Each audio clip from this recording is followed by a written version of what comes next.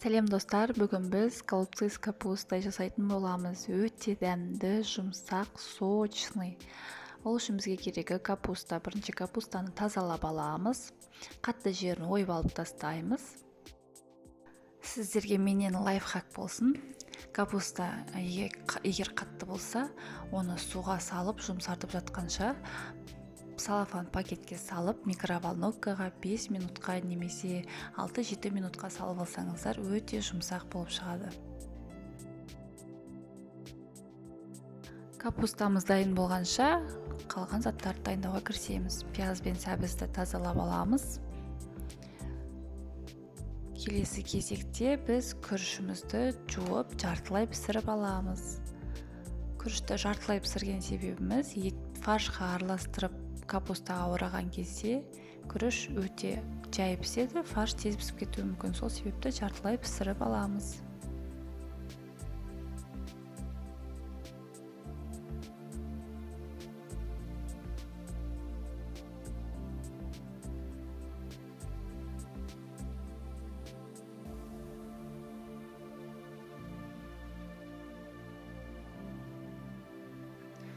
Баяу отта ішіне тұзын салып, қақпағын жауып пісіреміз.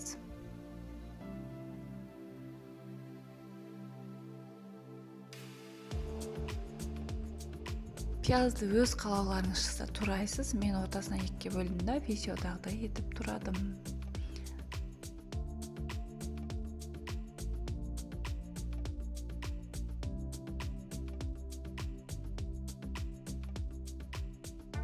Ал сәбізімізді теркадан өткізіп алдым. Майда теркадан өткіздім, тезірек піссін деп. Ендігі кезекте қазанымызға майды құйып, майымыз қызғаннан кейін пияздың артынша сәбізімізді салып қуырып аламыз.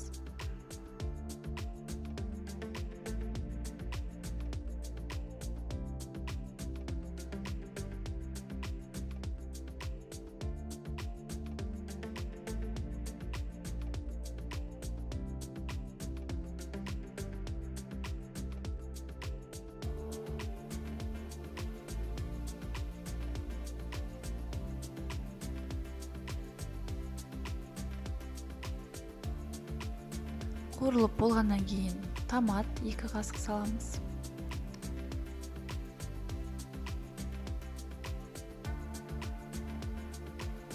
Жақсылап араластырамыз.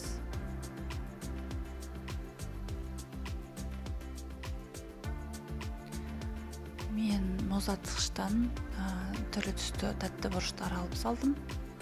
Одан кейін тұз, бұрышын өзіңіздің дәміне қарай қосамыз. Сосын үстіне су құйып, пісуін күтеміз.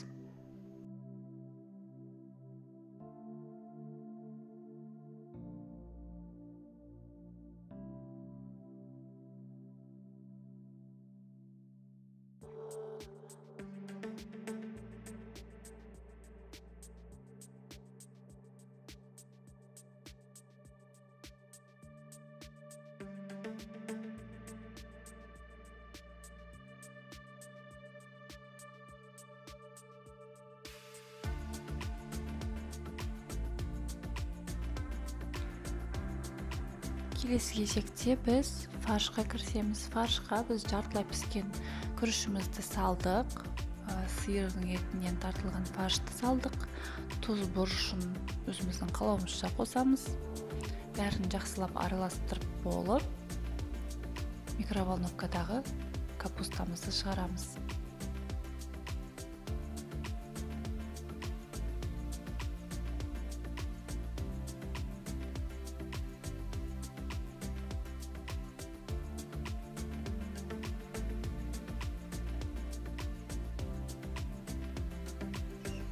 Капустамыз жұмсарған, біртіндеп қабығын ашып аламыз. Алған кезде ол өте ыстық болады, қолыңызды абайлап күйдіріп алмай істеңіздер. Әлі дұрыс жұмсармаған болса, микроволновкаға тағы да салып алсаңыздар болады.